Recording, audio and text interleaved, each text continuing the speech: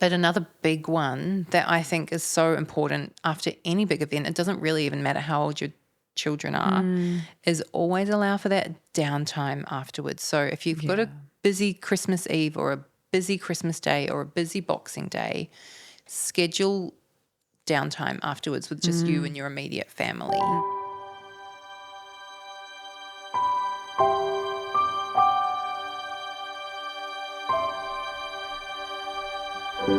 Hi everyone, welcome back to No Place Like Home. Merry Christmas. Merry Christmas, everyone.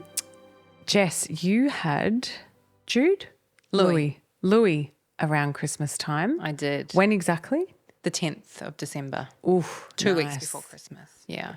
How was that in the spirit of Christmas and all things chaos? Every family's different. How was that for you?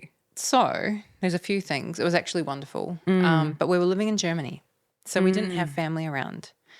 So as you know, and if anyone's listened to my postpartum story, they'll know I had home birth. Mm-hmm. So living in Germany, finding an English-speaking home birth midwife who was working at Christmas time. Oh, yeah. That was my biggest challenge. I found one. She was amazing. But, you know, Christmas Day was easy peasy compared to that. So, you know, I mean, I actually always hated Christmas until I lived in Germany. It never really made sense to me. This whole, you know, there's always drama and we're painting our trees with fucking fake snow in the middle of summer and we've got snowman decorations and all these Christmas lights. And then when I moved to Germany and it got dark at 4:00, the Christmas lights suddenly made sense. And all the food and the spices and everything just all made sense. And I really, really fell in love with Christmas. And we, you know, anyone who's lived overseas can probably has probably done the same thing as us, but we would have orphans' Christmases. So we'd all get together. So anyone who's, you know, from overseas, friends, expats, you all get together and, you know, usually it's a potluck vibe of some kind.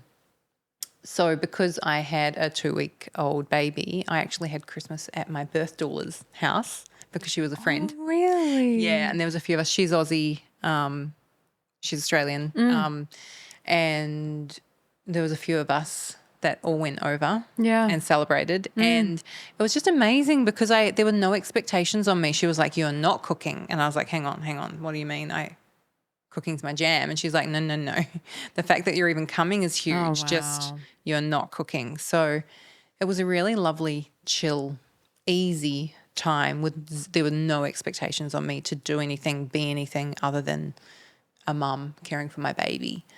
Was Louis sleeping well at that stage or like how were you managing that? I mean, I'm sure I was tired, but you know, we were bed sharing and feeding on demand from day dot. So we had I didn't have that, you know, I was very sleep deprived at the 6-month mark, but I think at the two week mark I was still on that high, that post-birth high. But, you know, not everyone has the experience I had and not everyone, I mean, look, I think if I was navigating family, I mean, Andy's family are amazing, and so is mine. So if I was having Christmas around my family, I think I could have put boundaries in place and they would have been respected. But I know that not everybody has that experience. Yeah. And, you know, as we've spoken about with Katie Parker, there's these societal expectations on us that are just so immense. And I think people forget. I think some people, especially the older generation, they forget how immense it is becoming a parent and how tired you are and how time-consuming babies are. And there's these expectations on some mums and families to show up the way they always have at Christmas time, and it's got to go. That has got to go. Yeah, I suppose, you know, there's lots of different versions of Christmas with everyone's families, isn't there? Yeah. But I suppose a lot of this can translate to really any big event. Definitely, yeah. That we have. Whether it's a wedding or, you know, big Christmas or Hanukkah. Or, all the different holidays any big of event, all the different holidays, cultures. and or just a family event. Maybe you all get together on grand final weekend, whatever it is. There's expectations sometimes, and I think it's really important to know when to say no. Definitely. And it's okay. Definitely. And it can be hard. It can be so hard because, tying back into what we spoke about when we spoke about the mother wound, it's that not wanting to let people down and being scared of their reaction if you do or say something that displeases them. Yeah. So I wanted to share a few little tips that I've just heard. Yeah, what's our advice? Heard, in the doula community and just in my years of being a mum.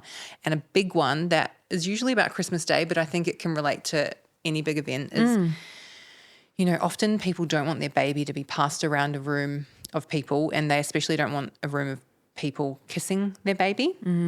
So a really good tip is just to pop them in the carrier, in the baby carrier. Okay. And then when they're in there, you can say, you can see them later. Right now they're sleeping. And then it prevents that disrupt because, babies' routines get so disrupted when they're being passed around a bunch of different strangers with all these different smells. And so wearing your baby can be really, really helpful. Yeah, and almost like a little bit of when they're new like that. Yeah. A bit of a protective mechanism. And then I guess a couple of other things are, you've got to be flexible. We didn't have a sleep routine. Everything we did was baby led, which I think was to my detriment. I think there could have been a happy middle ground there. But see, I was the complete other way, opposite. Right? So I remember Christmases and all those really big events. I was just like so stressed. No, I've got to go and put her down, or no, please, I'm just going to stay in the room while she sleeps. And I actually found myself wanting to hide away from those big events as well. But I would be very stressed about the sleep routine. Yeah. At those. I think it's so hard, especially when you're so sleep deprived, you're so emotionally charged, and the idea of disrupting this routine can be really terrifying to some people. But, you'll be okay. Like you've got to find some flexibility there, and don't stress about it too much. But also keep an eye on your baby and their cues, and if they look like they're tired, help them to have a sleep, whether it's on you or whether you go into a room. A lot of people take the pram with them so they can have the baby in the pram. Sleeping, it's easy to put them to sleep. And also, like, the benefit of hindsight, I think that I could have relaxed a lot more knowing that the drive was actually going to be a sleep time as well. Some babies hate the car. Right. But for the ones that don't mind the car, especially if you have to drive an hour or two to get to a relative's house, you can time that drive with the baby's nap time. But another big one that I think is so important after any big event, it doesn't really even matter how old your children are, is always allow for that downtime afterwards. So if you've got a busy Christmas Eve or a busy Christmas Day or a busy Boxing Day, schedule downtime afterwards with just you and your immediate family, and just reset, recalibrate, all of that. That's and don't be tip. You can be kind when you're putting boundaries in place. It doesn't have to be boundaries. The whole term sounds really scary to some people, but it's not a withdrawal. Boundaries aren't withdrawing anything. They can be lovingly put in place so that people can understand your needs. It's up to them whether or not they respect them. Often if they haven't had good boundaries themselves, then they don't know how to respect it. And it's not our job to help them work through that. It's just our job to put them in place, try not to be triggered when people don't understand us, and then it's like move on. Letting go of those expectations as well that we put on ourselves. Like, because I know for me, showing how I would show up at those family functions, I felt that pressure to show up like you've got it all together.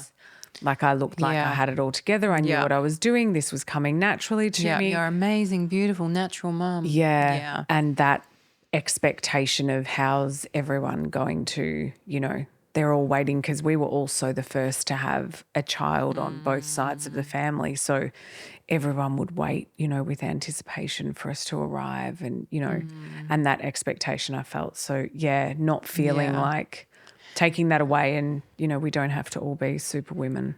Also, it's kind of a side note, but it's still relevant. If you have a newborn around Christmas time, they do not need a present.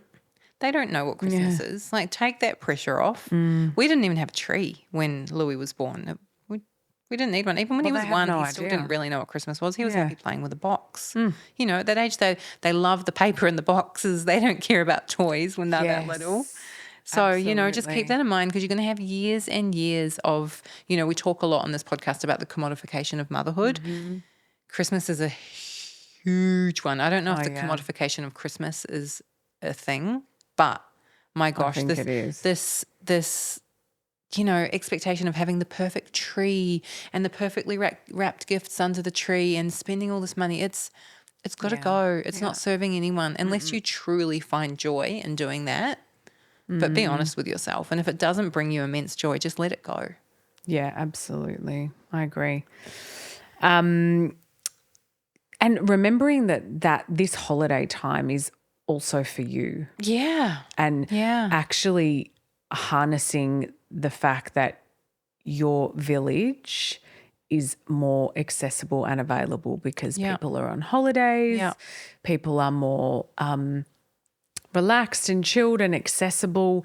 So, if it's something that you want to do where you want to have a break to go for a nice walk or just lay in bed and sleep, this is the time to ask your village to help out, because they're footloose and fancy free. Yeah. So on that note, everyone try and have a footloose and fancy free Christmas yourselves. If you've got any hot tips for any of our listeners, please let us know, and have a beautiful festive season. Yeah. Thanks for listening. This podcast represents the opinions of our hosts and their guest speakers. Views and opinions expressed in the podcast are our own and do not represent that of our places of work. This podcast is for informational purposes only, and content here should not be taken as medical or professional advice. Please consult your healthcare professional for any personal recommendations and medical care. While we make every effort to ensure that the information we are sharing is accurate based on the best available information at the time of recording, we welcome any comments, suggestions or feedback via our website contact form, homb.com.au/contact. Names and details of personal experiences may have been changed to allow for anonymity and privacy. To join the conversation, join us on social media at Homb Postpartum.